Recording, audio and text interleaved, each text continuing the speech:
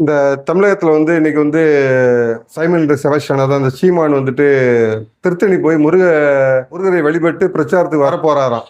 இவர் நாம் தமிழரும்பாரு, இவன் தமிழனே கிடையாது, இவங்க அப்பா மலையாளி. முருகன் எனக்கு முப்பாட்டன்பா.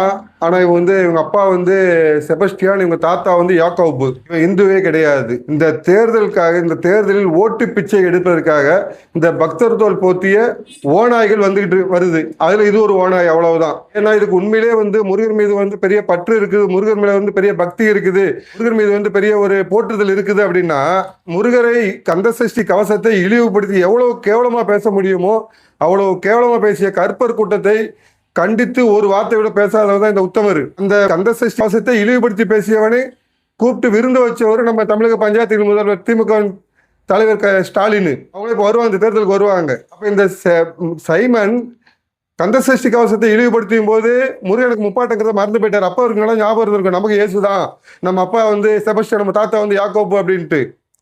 திருப்பரங்குன்றத்தில் தீப ஏற்ற நீதிமன்றமே தீர்ப்பு கொடுத்ததுக்கு அப்புறமும் இந்த அரசாங்கம் தடுத்த போது மக்கள் தன்னிச்சையாக பொங்கி எழுந்து அங்கே போராட்டம் பண்ணிய போது இவர் எந்த பொந்துக்குள்ள இருந்தாருன்னு தெரியாது.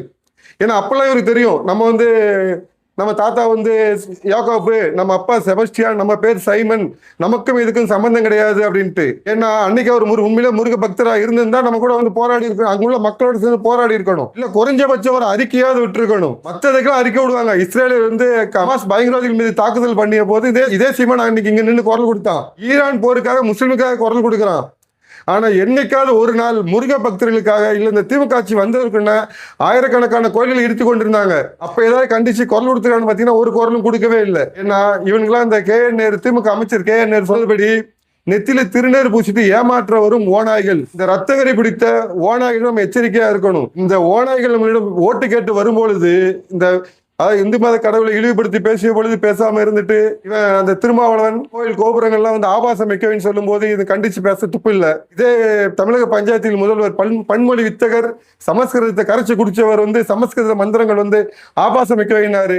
அப்ப இவன் கண்டிச்சு பேசவே இல்லை. இன்னைக்கு ஓட்டுக்காக முருகரை தரிசிச்சுட்டு நம்மகிட்ட ஓட்டு பிச்சை எடுக்க வரும் பொழுது குறைஞ்சபட்சம் நீங்க செருப்பையாவது எடுத்து காட்டணும். ஆனா காட்ட மாட்டீங்க, ரொம்ப சகிப்புத்தன்மை உள்ளவங்க. ஆனா காட்டுவாங்கங்கிற எண்ணத்தையாவது மனசுல வரவீங்க, எதிர்ப்பை கொஞ்சமாக தெரிவிக்க முயற்சிக்கணும். ஏன்னா ஒரு முஸ்லீம் மதத்தை இல்ல முஸ்லீம் மதத்தில் இருக்கிற ஒருத்தனை இவங்க இழிவா பேசிட்டு மசூதி பக்கம் ஒதுங்க முடியுமா? ஓட்டு கேட்க வேணாம், பக்கத்துல ஒதுங்கி போய் நிக்க முடியுமா? இல்ல கிறிஸ்தவனை இழிவா பேசிட்டு சர்ச்சை பக்கம் ஒதுங்கி நிக்க முடியுமா? ஓட்டு கேட்க வேணாம், ஒதுங்கி நிக்க முடியுமா? ஓரமா போய் நிக்க முடியுமா? முடியாது. ஏன்னா அவங்க ஒட்டு மொத்தமா நீங்க ஓட விட்டுருப்பானுங்க. நம்ம மட்டுமா இழிச்சவாயர்கள்? தமிழர்கள் எப்பயுமே இழிச்சவாயனா இருந்து இன்னைக்கு வரைக்கும் அப்படியே தான் போயிட்டு இருக்கும். அவங்களுக்கெல்லாம் அவங்களுடைய மதம் மட்டும் சம்மதம், நமக்கு மட்டும் எம்மதமும் சம்மதம். இனியாவது மதம் மட்டுமே எனக்கு சம்மதம் என இருப்போம். இந்த மாதிரி ஓட்டு பிச்சை எடுக்க நம்ம ஏமாற்ற முருக பக்தர்களாக வளம் வரும், இல்ல இந்துக்களாக வளம் வரும் இந்த அச்சோந்திகளை, இந்த இந்து விரோத இந்த பக்தர் தோல் போர்த்திய ஓநாய்களை அடையாளம் கண்டு விரட்டி அடிப்போம். வரும் தமிழகம் தெய்வீக தமிழகமாக இருக்கட்டும். திராவிட இருள் இன்றோடு ஒளியட்டும்.